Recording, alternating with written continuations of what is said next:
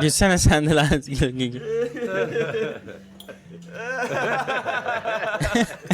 Bu. Yani evet. Herkese merhabalar, DTTV'ye hoş geldiniz. Ben Ögün. Bugün beraber Ocean's 12 filmiyle beraberiz. Ocean's 11 filminin seyredeli ne kadar olmuştur tahmin? Tahmin olarak bir ay falan olmuştur. Bu bir ayda başka filmlerde seyrettik. Ocean's 11 filmini aslında sevmişim ve direkt başlamak da istiyorum 12'ye. Farklı platformlarda bulunduğu için direkt başlamadım. Önce gündemdekileri bir seyredeyim istedim. Şimdi 12'yi seyredeceğiz. Şimdi ilk filmde 11 kişi olduğu için 11 denmişti. Aslında bu devam filmi olduğu için 12 demesini anlıyoruz ama acaba 12 tane aynı zamanda yine bir soygun olacak diye düşünüyorum. Çünkü bir soygun filmi. 12 tane soyguncu mu olacak? Ya illa soygun olmasına da gerek yok tabii ki de ama sonuçta ana adamlarımızın yani Danny Ocean'ın profesyonelliği bu alanda soygunculuk üzerine. Onun için bir soygun olacağını yine düşünüyorum kendimce. Ve bir tahminim de ilk filmde Ocean's 11 filminde Benedict'in Danny'nin peşine adam taktığını görmüştük. Danny ile Tess'in peşine adam taktığını görmüştük. Belki bu tarz bir devam filmi de olur diye düşünüyorum. Hatta devam filmi olacağına eminim neredeyse ya. Çünkü o adamları taktıysa peşlerine demek ki bir şeyler çıkacak ortaya gibi geliyor. Bakalım, başlayalım. İyi seyirler dilerim. Rusty. En son beraberlerdi üçlü. Tess, Danny ve Rusty beraberlerdi. Roma 3,5 yıl önce. 3,5 yıl önce. Soygundan yani Ocean's 11 soygundan 3,5 yıl önce mi yoksa? Bu kadını biliyorum. Bu kadın şeydi. Direkt Zora'da oynuyordu sanırsam. Değil mi? Karıştırmıyorum oyuncuyu. Evet. Zora'da oynayan o kadın. Oyuncu. A really good one. The left heel was worn way down. Kendisini tarif ediyor. Bir şey söyleyeceğim. Kadın acaba polisle yani polisle ipucu ilişkisi mi var yani bir yandan da? Kendini arıyorlar aslında. Hopefully by noon tomorrow we'll find out his DNA. Oo, dünya DNA falan da mevcutmuş. Isn't that amazing? Wow. Sen bir polisle ve yani bir tane polis müdürünün kızıyla beraber mi? Kaçacak gibi geliyor. Evet, kaçtı. Okey. Böyle yani çok amatörce Rusty, ah be. Ama demek ki cidden aşka düşmüş belli. Yani bir polis müdürünün kızıyla berabermiş. Bu kız hatta büyük ihtimalle polis. Çünkü bu kadar detaylı tarif ettiğine göre kendisi de polis olabilir. Wow. Ömürlük travma aslında. 3,5 hafta önce. Good morning. And you are Mr. Diaz. Miguel Diaz. Tabii ki de Miguel Diaz. Retirement account. Terrific.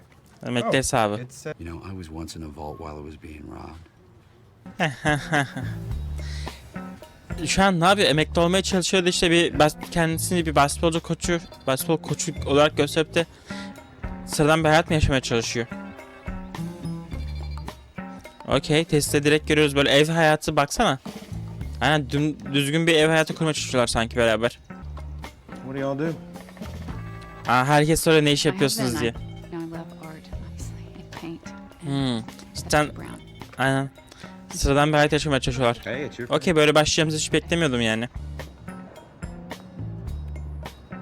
Ama bak şuna da dikkat etmeleri lazım. Artık yani belge falan da vermek zorunda kalacaklar. Emekli olmaya çalışıyorlar belli. Öyle pahalı şeyleri böyle mesela gözünde kolye falan kestiriyor. Direkt çat diye alamazsın kardeşim. Well, Casey the jewelry store. Well, that's an interesting way to ease back into society. Which was your idea? Words and everything. That's what they make flowers for, you know. Birileri geldi. Endişelenmeli mi? What is it? Sorun ne? Tamam, direkt Benedik geldi. What's wrong? Adamlarla beraber kapıya dayandı. Bunu beklemiyorlar eminim. There's water in the basement and the pilot light is out. Hang up. Anladım. Kod söyledi. Güzel. Koşması gerektiğini fark etti. Benedik'ten büyük ihtimalle bu zamanda saklanıyorlardı ama direkt buldu kendisini. Kendilerini. Parasını geri mi istiyor? Ya belli, sadece nasıl istiyor, öldürmeyecekti. Parasını da geri istiyor belki de. Where is Mr. Diaz? Bay Diaz yani demek ki bayağı da takip ediyor. Yani emeklilik başvurusunu falan herhalde onu da buldu. İzin vermedi emekli olmasına da. I want it back, Tess. Parasını geri istiyor. I want it all. He's got 2 weeks. Bir de süre falan da veriyor. O kadar... Way too smart for you. Yani evet 11 kişi teker teker bulması lazım. Bu da sıkıntı. Ama sizi buldu. Demek ki diğerlerini de bulabilir. İmkanı var The only sonuçta. person in the world looking for Ocean's 11. Başkaları da mı arıyor? Yani Benedict düşünden kendine daha sakin. Parasını toplamaya çalışıyor. Ve faiziyle. All the guys at Lean Machine Inc., Bobo, Mullethead, Ya maşallah kocaman bir aile var gibi. and everyone else that who's just been great in welcoming Sarah into the family. Bir şey söyleyeceğim. Herkes teker teker ismini saydı falan ama bu adamı saymadı. Bu adamda da demek ki bir şeyler var. Alanı da kendisi belli. Bu adamın ismini saymadı. Bu şey Benedict'in asasına benziyor sanki. Will have to be postponed. Ne istiyor burada? Photographer. Jesus, he's just a friend. You met him at the Mint, remember? Anlamadım bir şeyler dönüyor ama. Well, of course I am. Nui Haitsa. Gunda Suingsa. Yiding Wei Bukwang. Bu adam bizim eski Çinlimizdi değil mi? Ya, isim olarak tam hatırlayamadım ama o jimnastikçi idi sanırsam. Ya bir fotoğrafçıyla sevgililik yapıyormuş. O zaman her türlü bu bulunur yani. Teker teker Benedict hepsini buluyor anlaşılan. Evet. Frank miydi ismi? Frank sanırsam. Seems like every time I see you, you're playing a race card, Frank. Why is that? You can let go of my feet now. Anladı başın dertte olanı. Basher. Sıra sıra herkesi buluyoruz. What the is that? Yandaki adam Chernobyl'le oynuyordu. Chernobyl'deki başrolümüzdü. Basher da anladı başın dertte olduğunu. Evet. Mr. Benedict seni bekliyor. Direkt bulmuş da aynısı. Contacted my father about any of this. Because really, I don't think there's any reason to involve him. Or my mom. Herkes yakalamış ya. Herkes avucunu almış bile.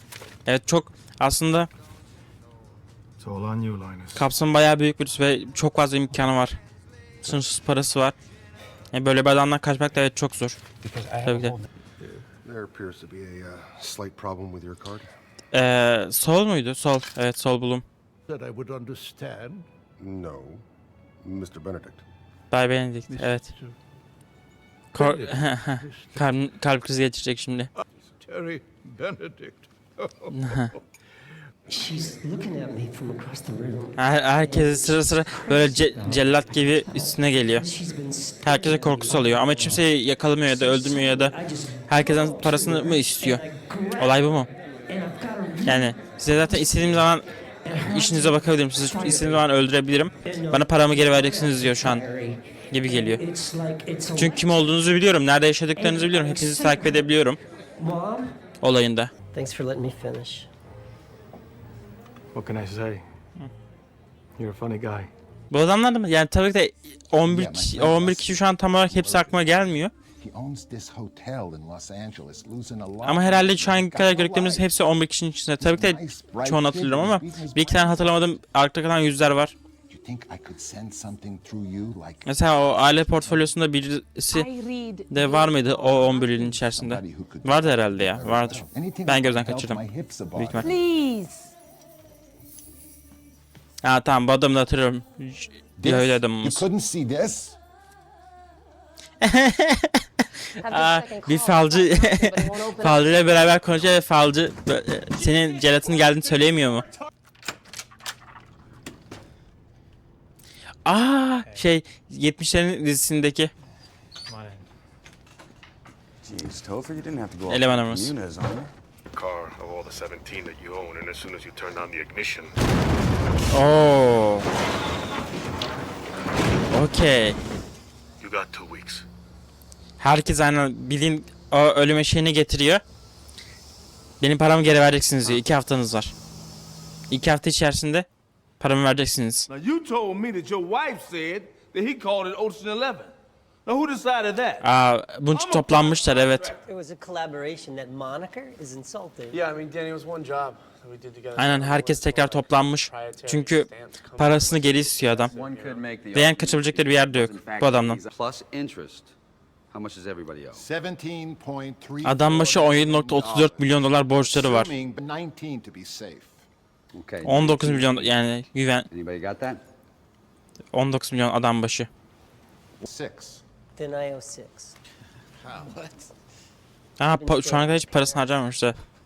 Ailesinin yanında kalıyormuş. I owe 25. Ah. Hotels, man. Bütün parasını harcamış bir de Rusty. But I want the last check I write to bounce.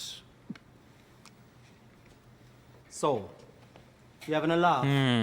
Sal ayrılıyor. Yani diyor Benedict beni istediği zaman bulabilir. Yani zaten yaşım geldi gibisinden düşünüyor. So that comes to 97, give or take. Yani toplamda 97 milyonda ihtiyaçları var. So do knows we need a job. We need a high-paying job. Well, now we're too hot. Aynen. Birisi Benedict'e yardım etti sizi bulmasına. Bunu da bulmanız lazım bu arada. Kim sizi sattı ya da kim yardım etti Benedict'e sizi bulmanıza. Bence kim yardım etti bunu tahmin edebiliyorum. Büyük ihtimal Rusty'nin eski gördüğümüz polis sevgisi olabilir. Onu gösterdilerse bir sebebi vardır. Ve bunun için 100 milyona ihtiyaçları var ya Benedict'e borçlarını ödemek için. Bunun için büyük bir soyguna girecekler yine gibi geliyor. Evet. Filmimiz bu konuda olacak. Benedict'e olan borcumuzu ödemek için soygun. Şu an ne yapıyorlar? Planları ne? Yani neyi soyacaklar? Şu an Amsterdam'a geldiler. Ya bu arada polis mi ondan emin değiliz ama polis gibi algıladım ben en azından. Belli ve bayağı aşıkmış da. The fact that we're unemployable should never enter your mind. Otherwise you're wasting your time and his. 11 gün kaldı. Soyguna 11 gün büyük ihtimal. Unless he does first. And if he does, Ya da yok 2 hafta bitmesine belki de. And don't forget about listening. Just relax. Remember, we don't get this job, we're dead. Linus'ı daha kilit bir role koyuyorlar.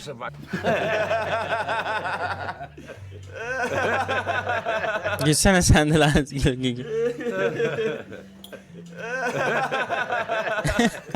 Bu yani evet.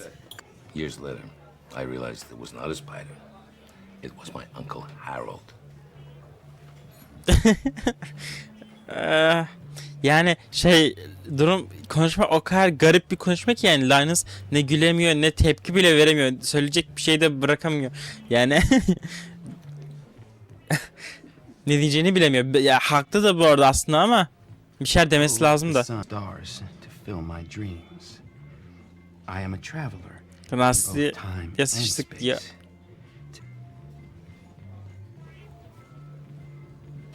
Baksana ne kadar gergindi burası sürekli ikiliye bakıyor. Sıçtım diye. His niece a whore. A very cheap one. What? She's 7. Currently confined to bed with a wicked case. No, don't tell me. Yani o gergindi. Hak veririz. It means you stay here. Yani dışarıda kalıyorsun diyor. Hazır değilmişsin diyorlar. Yani bir tarihsel sanatçısı. Bu adamın evinde iyi korunuyor. Bu adamı mı soyacağız? What is it? A stock certificate. Hisse senedi. We do one job a week. At that rate, we won't pay Benedict off in Evet yani aslında 2-3 milyonluk bir soygun da çok büyük bir soygun ama 100 milyon değil yani. Ve sadece çok az günümüz kaldı. 10 günümüne kaldı. Yani şu an aslında küçük işlerin peşinden gidiyorlar. Ya küçük iş değil tabii ki. 2-3 milyon euroluk bir iş. Tabii ki çok büyük bir iş ama tek bir soygun yok yani. You know, handicap guy? I don't care. Hell Ah. yeah. Yani Linus engelli bir soymaktan tabii biraz çekiniyor ama yerlerini sikinde değil. Piggyback, Livingston? Yeah, anything else? Yani hiç umurumda değil. Oh yeah, it's done. 10 gün kaldı. Ve şu an sadece 2,5 milyon dolarlık bir 2,5 milyon euroluk bir soygun peşindeler. Ve yani 100 milyon nerede, 2,5 milyon nerede? Yani ben çok büyük bir iş yapacaklar ve tek seferde patlatacaklar diye bakıyordum ama 10 günde nasıl yani teker teker 100 milyonluk soygun yapacaklar? Who either died in Portugal in 1988, Bu sesi sanki tanıyoruz gibi. in 1996, or he's still alive. Ve bir adam da böyle yanına koşarak geliyor. Sanki büyük bir soygun var. Büyük bir soygun yaşandı. Birileri soyuyor. Bir şeyleri hazırlıklı olmalıyız mı diyecek. Evet. Kadınımızı görüyoruz. Though he left behind a slew of imitators, Rusty'nin aslında bayanı. is worth mentioning in the Kız same arkadaş breath diyebiliriz. as Lamont. We need to train ourselves to Arkadaki adam hala böyle adım adım yaklaşıyor, böyle bir şey söylemek istiyor. Belli de. Çok, o kadar acil bir şey mi? Böyle bir konuşma. Demek ki çok acil bir şey. Böyle bir konuşmayı bölebilecek. Aynen. O engelli adamı soymayı başarmışlar bizimkiler. Tabii ki de yani büyük bir vurgun. Fakat 100 milyonluk bir vurgun değil de. Bu nasıl başardıkları asıl ilginç yani. Evi taşıdılar. Ya anlıyor, görüyor şu an çok profesyonelce yapılmış bir soygun. Ve kendileri bile nasıl yapıldığını çözemiyorlar. O kadar profesyonelce bir soygun. Tanıdı mı? Yeah, you were being chased by the police. Chasing me? I don't think so. I'm quite sure it was you. Because I'm there, so Aynen, bu kadın Roma'daydı. Amsterdam'a görev için gelmiş. Burada olduğundan da o yüzden beklemeyecek büyük ihtimal. the entire house. Belli. Schooled a Schumann special. Güzel ilişkileri varmış ama işte farklı dünya insanlarıyla. Bir tanesi aslında farklı dünya değil de farklı hatalar. Then he did it in Istanbul in 1973. Ahaha, Rusty bunu söylemiş ve bunu kadından duymuş. The Americans. Yani Amerikalıların soygunu yaptığını anladı. Soygun nasıl yapıldığını görüyoruz şimdi aslında da bir nevi. Exactly. Why would they bring the drill if they weren't planning to use it? Dikkat dağıtmak için bir matkap getirdiler. You know this word, oblivion? It means to be totally forgotten by everyone forever. Şu an ne oluyor? Kasada bir teyp buldular, onu dinliyorlar ama birisinden önce soygunu yaptı mı? Yes. I find that hard to believe. And you are Tamam. İspiyoncumuz belli oldu birisi ama kim acaba? Night Fox. Okay, Mr. Night. You can call me the Night Fox. Gece tilkisi. Bu o kadının konferansta bahsettiği kişi. Bir hırsız. Byte gece tilkisi denilen hırsız. Okay. It's on your desk. Wow, yani çok iyi birisi gece tilkisi. Baksana, Benedict'in masasına bile zarf bırakmış yani farkında olmadan. Go down to the Damkring and pick up a guy called Matsui. Evet, gece tilkisi bizi ispiyonlayan ve bizi ispiyonlayan ve aynı zamanda bizimle oyun oynayan kişi. That's what we're gonna find out. Yani neden gece tilkisi bizimle uğraşıyor? De gast is van steen. Ze krijgt hem nooit aan het praten. Had zijn jaren tijd. Eminim bir şey söyleyecek ve konuşturmayı başaracak. Bu adam taş gibi, hiç kimse bunu konuşturamaz diyor ama. Aha evet, çoktan başı derde girdi bile. Bir şey söyledi kulağına, tamamlandı bile. Kadınımız zeki ve tehditkar belli. İşine bağlı birisi aynı zamanda. Nasıl peki Rusty'yi fark edemedi, anlamadım. Ya Rusty aslında belli bir şey soymuş ve bunu fark etti ama yine de beraber olmuşlar. Aşkın gözü kördür mü? Bu kadar mı? Hello, Frank. Frank'i buldu bile.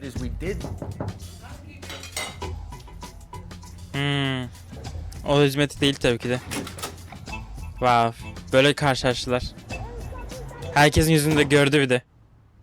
Evet, yakalandılar. Herkesin yüzünü gördü.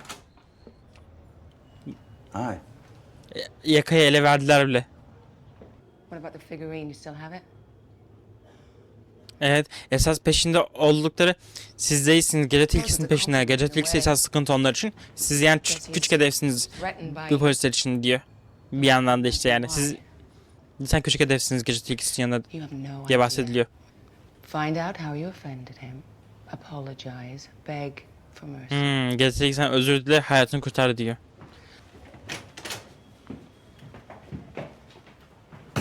Abi yani cidden bunları yakalamayacak. Gece tilkisi peşlerinde. And you lied to us. Yeah, and to me. Evet, herkes birbirine yalan söylüyor. She's a cop. Detective, actually. Dedektif, evet. Pissed off ex-girlfriend whose thief father taught her every trick. Babası hırsızmış, kadın da polis olmuş. Danny Ann Yen. Olaya bak. She gave us a name, didn't she? Evet, gece ikisi. One phone call, we're gonna find out everything there is to know about this guy. Telefonu da almış. Evet, sen fark etmedin bile. Güzel, böyle otelden çıkacaklardı işte, en azından polisten gözü kaybederler.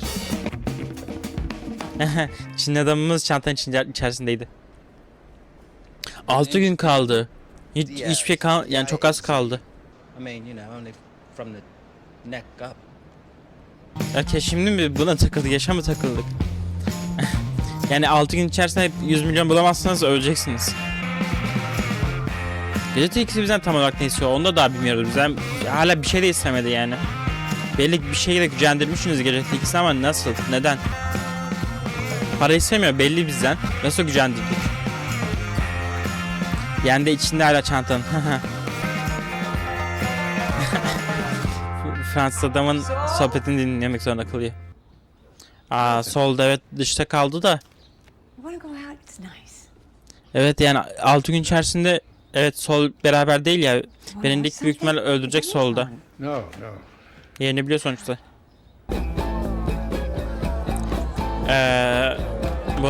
Bu adam da bayağı ünlü bir oyuncu. François Toulour. Gecelikse bu büyük ihtimalle o zaman. Belki de budur. Budur hatta. Lemark dedikleri yani bu dünyanın en büyük soyguncusu dedikleri kişi Lemark. Okey, bir sürü banka ve borsa soymuş. Okey. Yani belli zaten bir sürü parası var, sadece zevk için işte soygunculuk yapıyor. 60 metrelik yatı mı çaldı? Adamlar kendi tablolarını çalarak cevap vermeye çalışıyorlar. 5 gün kaldı. Evet, neden bize işkence ediyorsun? Bu mu problem yani? Yani sadece yani en büyük hırsız olarak seni gösterdiği için mi? Olay. Kişiselleştirmiş. Sadece sidik yarışı yani olay. Aynı işi yapmamız. Yani bu mu olay?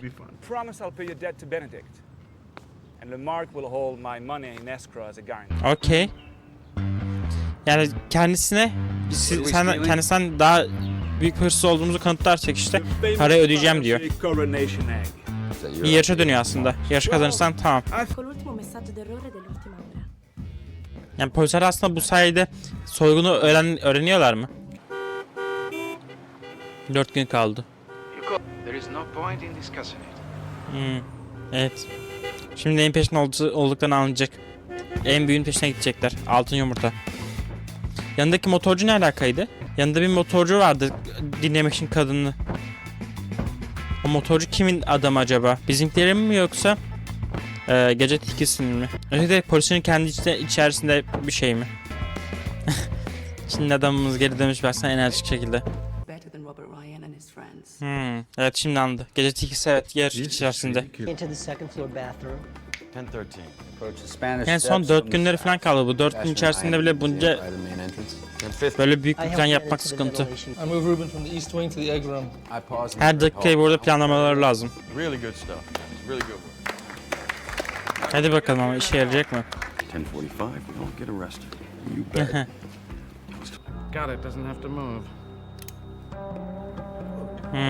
Bu sanat şeysini yaratma olayı. Bundan bahsetmişlerdi. Yumurtanın sanal böyle bir 3 boyutlu mu diyelim, kopyasını oluşturma.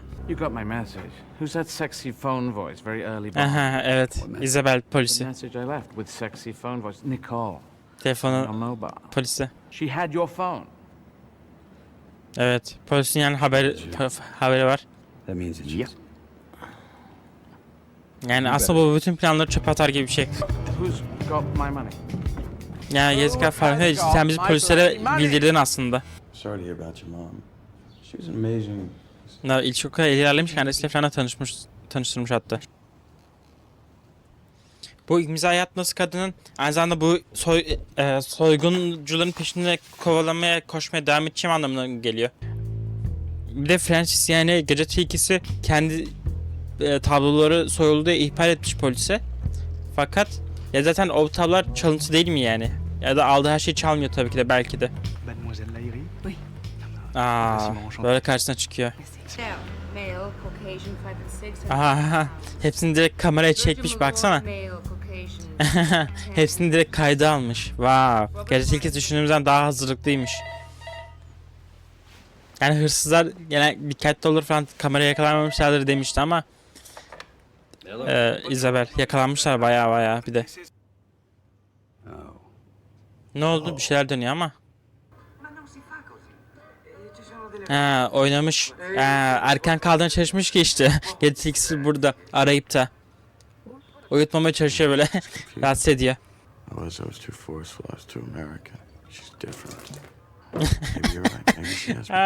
Boşa döktü. 2 gün kaldı. Büyük gün. Yani ikisi aynı anda soymaya çalışacak. Hem gece tilkisi hem de bizim ekip, Oceans ekibi. Fakat aynı zamanda birbirlerini bloklayacaklar gibi geliyor.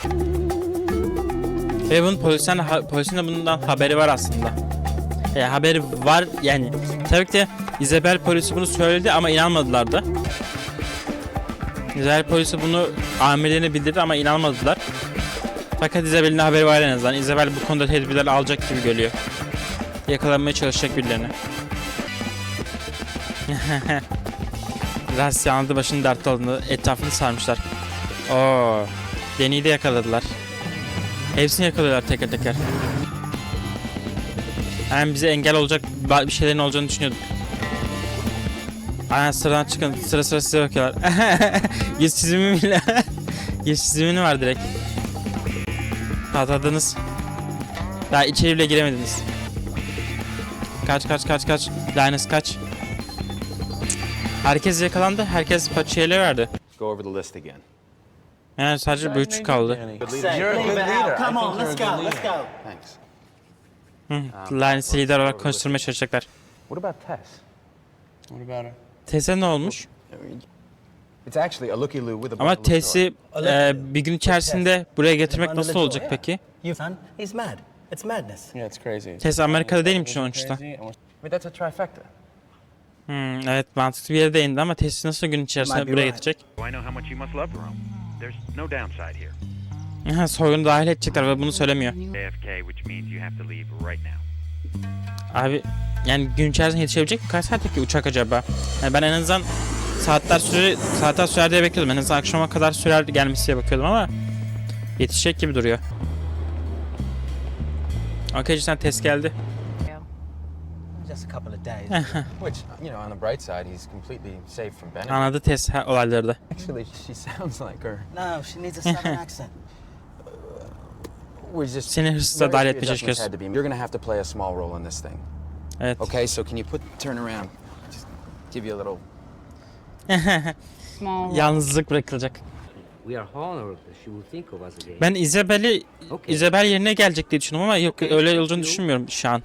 Kimin yerine oynayacak acaba? Tess. Kim kılığında geliyor? Julia Roberts. Yani abi Julia Roberts kılığında geliyor diyor ama Julia Roberts zaten kendisi gerçek kendisi. Okey. Bir filmde kendi kılığında mı gelme kendi orijinal kılığında gelmeye çalışıyor. Çok garip bir olay. Okey. Bruce Willis. Bruce Willis'in o olduğunu bilmiyordum filmde. The last thing in the world this is gonna be is personal. Oh.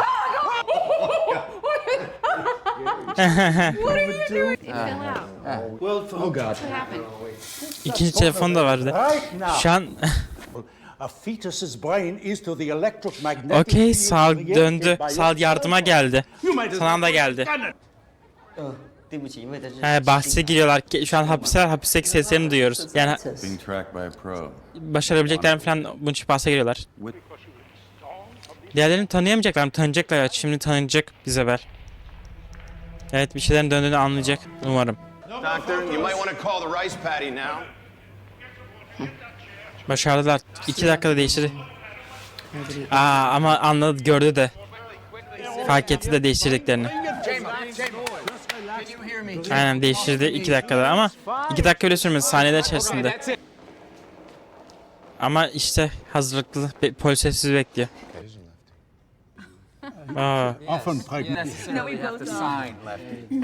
İmzasından alınacaktı aynı zamanda. Anyway, she just wanted me to let you know that Evet, hırs running a little late. paçayı ele verdiniz, yakalandınız. Şimdi ne olacak peki? O polisler de geldi. Yani çok yakındı.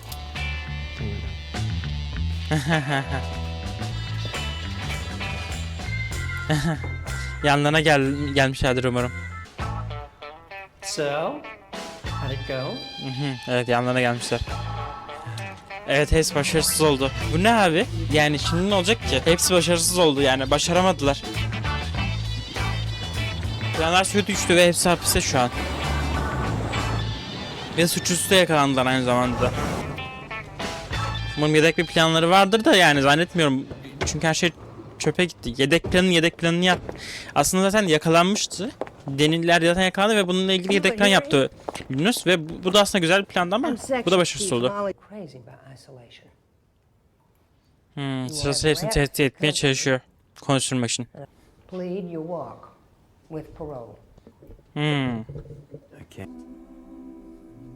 Yani daha sonra ne olacak? Nasıl bir çıkış yolları olabilir acaba? Onu düşünüyorum ama paçayı ele verdiler. Yani nasıl bir plan yapabilirler de bir şekilde kendilerine avantaj duruma çıkartabilirler. Nasıl çıkacaklar? Nasıl paçayı kurtaracaklar? Soygunu başaramadılar. Polisleri yakaya ele verdiler. Ve istedikleri gibi gitmedi. Gibi en azından bize öyle gösteriliyor. Acaba arka planda başka bir şey mi dönecek ya? Bilmiyorum.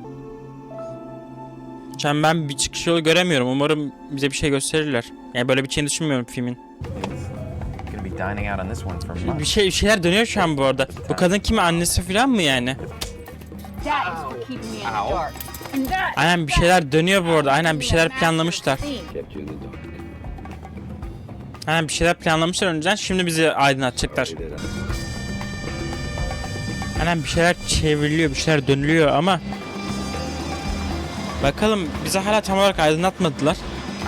Aydınlatmalarını bekliyoruz.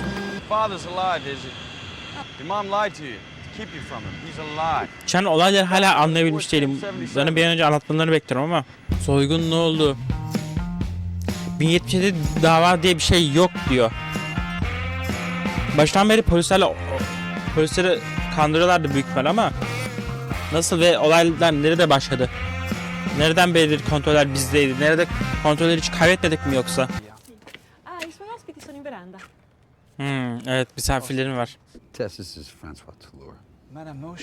Şimdi olayları hem Francis'e anlatacak, yani geceki tilkisi anlatacak, hem de bize anlatır umarım. Aha. We'll tell you you're the best. I see you and you look like a retard. Look, this is what you did. This is what you did. Neden göremedikleri belli ekibinin. Adam ninja gibi gelmiş resmen. Ben ninja gibi girmiş. Çimayev müziği çalıyor. Okey. Tabii ki Çimayev müziği. Okey, adam sen ninja gibi ne zaman nereye gideceklerini ezberlemesi lazım yani. Bir sadece görüşler falan baksana. Görüşü olmayacak şeyler aynı zamanda.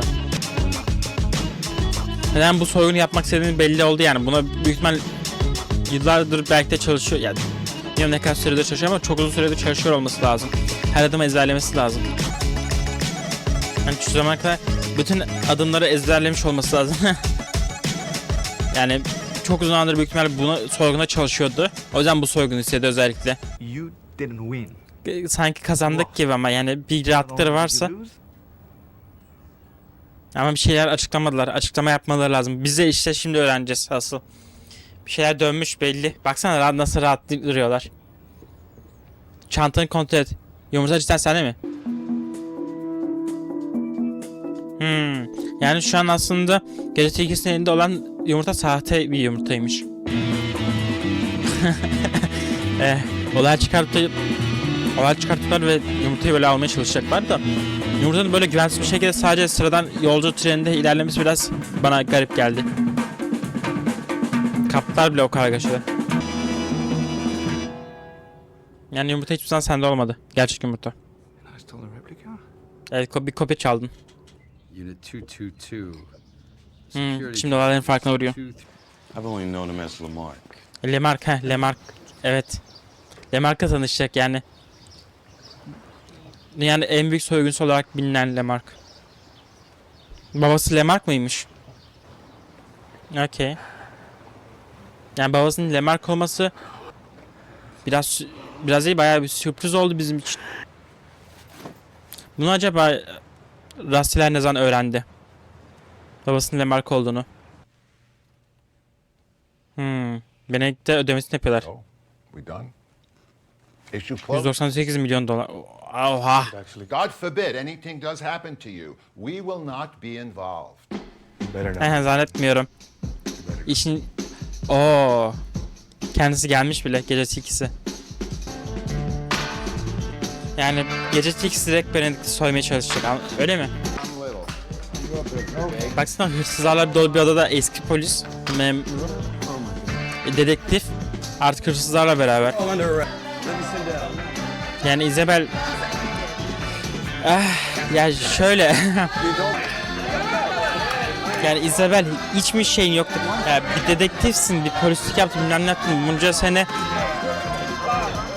bir şeyi savundun, bir kanun üzerine yaşadın hayatını.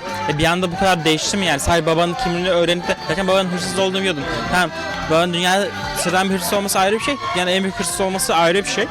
Tamam, bunu da anlıyoruz ama direkt böyle yani direkt böyle kötü tarafa geçmen, bu biraz işte değişik. Evet, Ocean's 12'ı bitirdik. Biz anlatmadıkları çok fazla şey yaşandı gibi de geliyor aynı zamanda bana. Filmin son böyle 20 dakika, son yarım saatine kadar tamamıyla her şey bizim aleyhimize gibiydi. Hiçbir şey istediğimiz gibi olmuyor gibi gösteriyorlardı bize.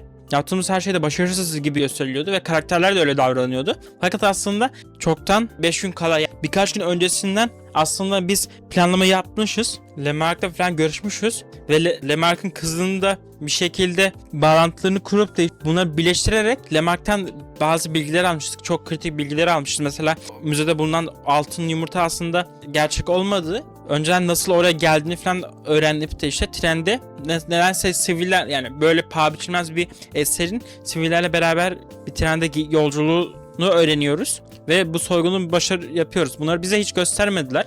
Bu detayları göstermemesi son dakikaya kadar bizi biraz karamsara itti. Ve şöyle, tamam bu detayları göstermiyorlar ama karakterler de sürekli karamsar davranıyor ya. Mesela son gün kalmış, hala Linus yedek planı falan devreye sokuyor. Yedek plan devreye sokuyor kendi çapınca. Ne yapacağız falan, ulan başımız dara girdi, bizim adamlar hepsi yakalandı. Yedek planları falan böyle düşünüyorlar. Kedi planı, bilmem ne planı falan böyle. Julia Roberts planını devreye sokuyorlar. Eğer madem böyle bir önceden bir şey yaptılarsa, önceden zaten o altın yumurtayı çaldılarsa, neden bu yedek planları konuştular, neden bunlara bahsettiler? O konuda emin olan, onları kafamı karıştırdı orlar. Ya çünkü ta 5. günden zaten bu altın yumurta olayını çalmışlar. Altın yumurtayı zaten çalmışlar, ellerine geçirmişler. Yani tekrar müzeye gidip de işte çalıyormuş gibi yapıyorlar. Ya tamam, belki de gece tilkisinin, yani Francis'in dikkatini dağıtmak için falan belki de olabilir. Fakat karakterler de böyle sanki başımız dert, herkes böyle gergin. Zaten kaybettik falan şeyinde girdiler. Yedek planları 4. 5. yedek planı düşünmeye başladılar. En son hatta Tess'i Julia Roberts kılığında Amerika'dan getirdiler. O bir de son gün sonra aceleyle falan yaptılar bunu da. Yani her şeyin böyle kötü olduğu, çok sıkıştığımız falan belliydi. Ama birden son anda ortaya çıktı ki meğersem hiç sıkışmamışız. Çoktan altın yumurtayı çalmışız bile. Orası benim kafamı karıştırdı. Nasıl oldu ve neden karakterler o zaman neden bu kadar gergin, bu kadar nasıl diyeyim, böyle çaresiz duruyorlar, köşeye sıkışmış gibi davranıyorlardı. Bu mesela benim merak ettiğim bir konu. Tamam, Julia Roberts yani Tess'i anlarız ama diğer karakterler, mesela Linus falan, bu olaylardan haberi olması lazım. Çünkü planı yaptılar. Hatta soygunu beraber yapmışlar, altın yumurta soygununu. Tess'e bu altın yumurta soygununu o ana kadar söylememişlerdi. Trende soygun yaptıklarını söylememişlerdi. Aynı zamanda Linus falan da gergin, yedek planlar falan da yaptılar. Kendilerine o konuşmaları falan da gördük. Türk'le beraber falan. Yani oralar bana biraz garip geldi. Biraz değil, bayağı garip geldi. Tam bizi, izleyiciyi böyle son anda köşeye döndürecek kıvama getirmeye çalışmışlar ama karakterler neden peki o kadar sıkıntıydı? Onlar gergindi. Sanki onlar da köşeye sıkışmışlar oynuyordu. Meğersem böyle bir önceden hazırlık yapılmıştı. Zaten soygun tamamlanmıştı. Neden hala bu kadar gerginlerdi? Neden hala yedek planı düşünüyorlardı? işler tamamlanmış olmasına rağmen. Sanırsam herhalde hapse gireceklerini düşünmüyorlardı. Tam tren soygunu yaptılar ama hapse gireceklerini düşünmüyorlardı yine de. Linus'un ailesinin bu kadar devlette iç içe olduğunu da bilmiyorduk bu arada. Kendisi annesi falan böyle direkt çat diye çıkarttı. Polisin elinden kurtardı. Şeyden garip geldi mesela Isabel'in de tam babasının çok büyük hırsız olduğunu öğrendi. Hatta en büyük hırsız olduğunu öğrendi. Ama yani bunca yıl sen dedektiflik yapmış birisisin ya. Böyle çat diye kararını değiştirmen, iyi taraftan kötü tarafa geçmen falan böyle hiç mi etik şeylerin yok, hiç mi ahlaki unsurların yok ya kadın. Bu da bana mesela garip geliyor. 3. filmler hatta 4 tane film var. 13 var sonra 8'e sanırsam geri dönüyor. O nasıl olacak bilmiyorum. Ama sırada 13. filmimiz var. Bakalım yine seyredeceğiz, devam edeceğiz. Fakat bu film beni o kadar çok yani sarmadı. İlk film bayağı hoşuma gitmişti. Ama bu filmde böyle nasıl diyeyim bazı anlamadım, kavrayamadığım yer noktalar oldu. Çünkü çok fazla boşluk bıraktılar. Çok fazla yere atladılar. Çok fazla detaylara girmediler diyeyim yani. Detaylara girmediler harbiden. Linus'un annesi mi ne kadın gelip de birden çat diye kurtardı yani. O mesela çok garip bir şey geldi bana. O kadar soygun yapmışlar, müze soymaya kalkmışlar. O altı Pavikinaz bir esere soymaya kalkmışlar ama çat diye kurtardı. Bana biraz garip geldi bazı noktalar. Evet, seyrettiğiniz için teşekkür ederim. Bir sonraki videoda görüşmek üzere. Kendinize çok iyi bakın. Hoşça kalın. Bye.